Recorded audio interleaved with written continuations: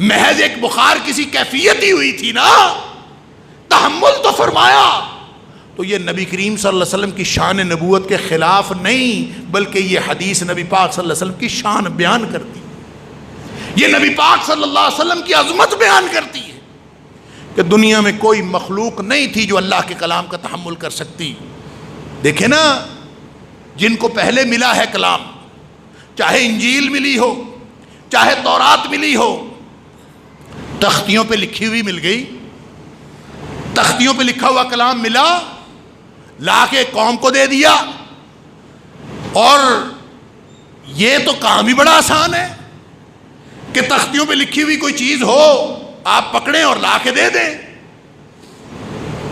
جب اللہ کا کلام دل پر اتر رہا ہو نا، اس کو تحمل کرنا، فرمایا پہاڑ بھی نہیں کر سکتا تھا، تو اللہ نے نبی پاک صلی اللہ علیہ وسلم کے قلب اطہر میں وہ طاقت رکھی تھی کہ نبی پاک صلی اللہ علیہ وسلم اس کو برداشت کر لیں۔ لہٰذا بات جو سمجھ میں آئی وہ یہ ہے،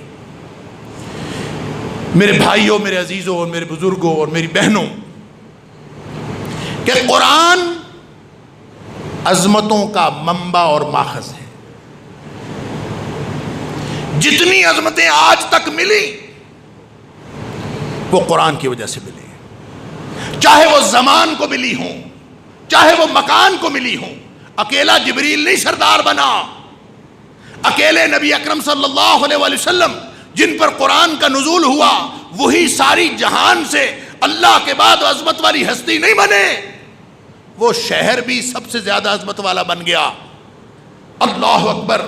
وہ رات، جس رات نبی کریم صلی اللہ علیہ وسلم پر قرآن کا نزول شروع ہوا، وہ رات 1000 مہینے سے بہتر رات بن گئی، وہ ساری کائنات کی راتوں سے بہتر رات بن گئی۔ اللہ اکبر! علی ھذا القیاس، یہ جو قرآن کے تمسک کی برکتیں ہیں، تو فرمایا جا رہا ہے کہ شہر رمضان الذی انزل فیہ القرآن، کہ لوگو یہ جو تمہیں رمضان کی برکتیں اور سعادتیں نظر آ رہی ہیں، یہ بھی قرآن کی وجہ سے ہیں، لہذا قرآن سے جڑ جاؤ۔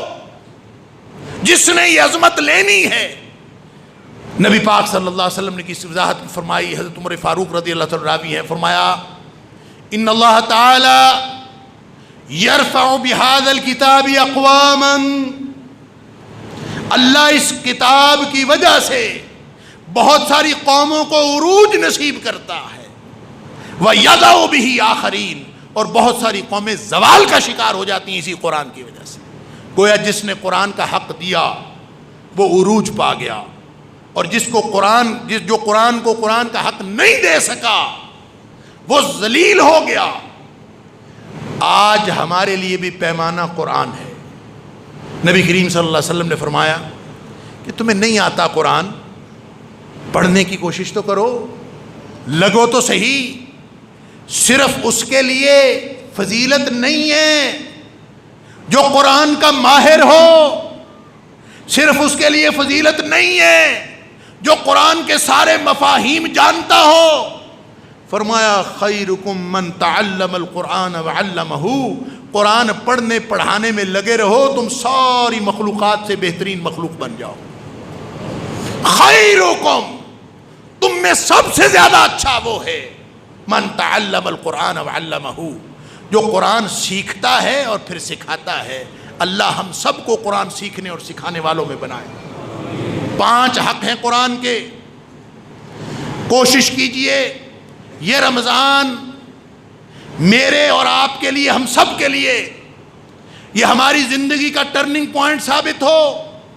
ہماری آج کے بعد کی زندگی قرآن کے نام لگ جائے، ہماری زندگی کے، ہماری صلاحیتوں کے، ہمارے پاس جو کچھ ہے، ہم سب کچھ اللہ کے قرآن کے نام لگا دیں۔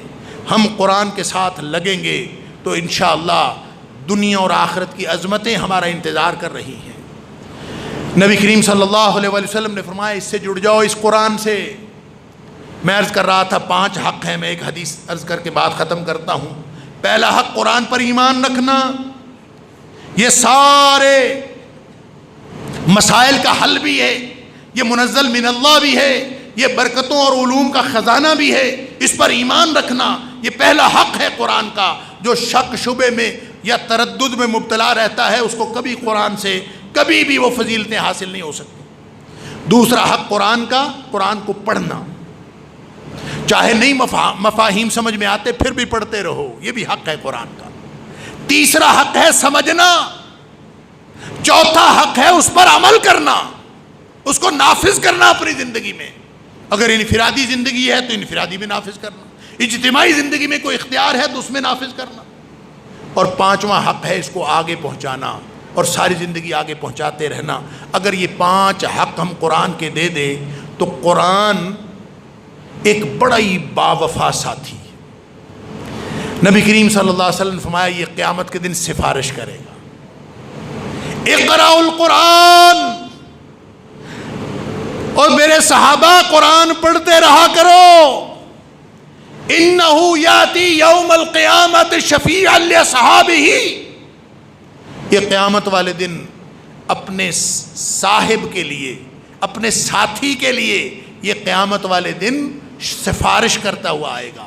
اور قرآن کی سفارش سن لیجئے، نبی پاک صلی اللہ علیہ وسلم فرمایا القرآن حجت لک او علیک، قرآن نے سفارش تو لازماً کرنی ہے، اس نے گواہی دینی ہے، اس نے اللہ کی عدالت میں پیش ہونا ہے، اس نے ہر بندے پر بھگتنا ہے۔ فرق صرف یہ ہے کہ کچھ لوگوں کے حق میں بھگتے گا، کچھ لوگوں کے خلاف بھگتے گا۔ القرآن حجت لک او علیک، لہذا میں اور آپ ہم سب اپنے گریبان میں جھانک کے دیکھ لیں، کیا ہمارا قرآن کے ساتھ ایسا تعلق ہے، ایسی دوستی، ایسا یارانہ ہے کہ یہ قیامت والے دن ہمارے حق میں سفارش کرے؟ اگر ایسا ہے تو خوشی کی بات ہے، نہیں تو فکر کی بات ہے۔ آج قرآن کے ساتھ ہم تعلق بنا لیں تاکہ قرآن ہمارے حق میں حجت اور دلیل بن جائے۔ وآخر دعوانا